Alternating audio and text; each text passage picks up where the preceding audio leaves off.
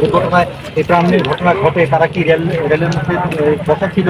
বা ছাতে বসা ছিল কিনা বা ইঞ্জিনের মাঝখানে বসা ছিল কিনা বা এখানে মাটিতেই বসা ছিল কিনা রেল লাইনের উপর সেটি তারা খতিয়ে দেখছেন এবং তারা চেষ্টা করছেন যে যদি এই ট্রেনের যাত্রী যারা রয়েছেন তাদের নলেজও যদি কিছু থাকে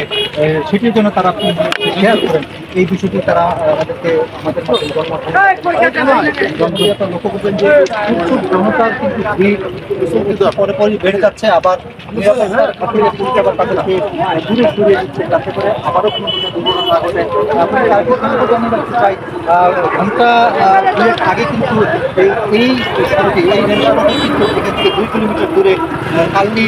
যে ট্রেনটি রয়েছে সেটির নিচে কিন্তু চাপা পড়ে আরও একজনের প্রাণের খবর আমরা পেয়েছি। একটি দুঃখজনক ঘটনার পর আরও একটি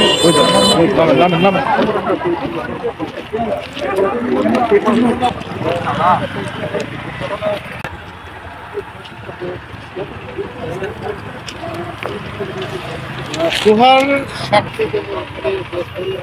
তো তার পরিচয় শনাক্ত এখানে কাজ করছে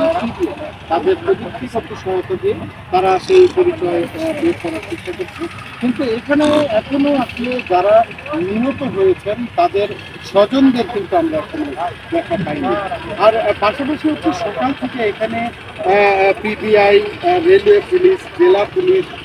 তারপর রেলওয়ে পুলিশের পুলিশ সুপার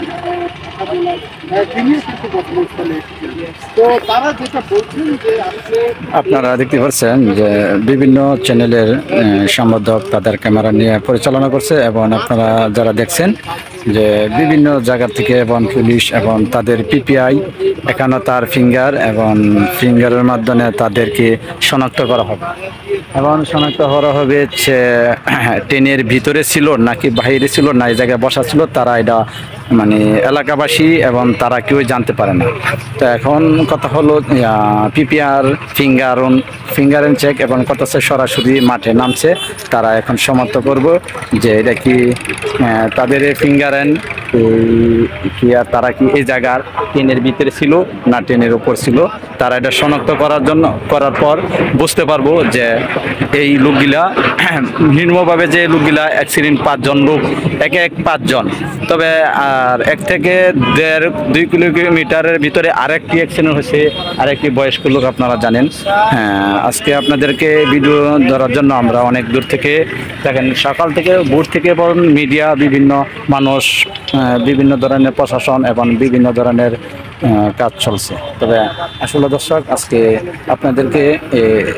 এ পর্যন্তই আপনাদের জন্য এবং আমরা সতর্কভাবে থাকবো কোনো ট্রেন যাত্রীবিহীন বা নিরাপত্তা সফরের জন্য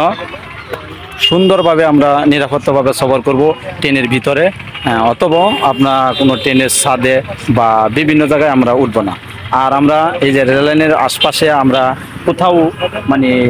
নীরবী আড্ডা বা আমরা বসবো না, কেননা এই রায়পুরা থানার ভিতরে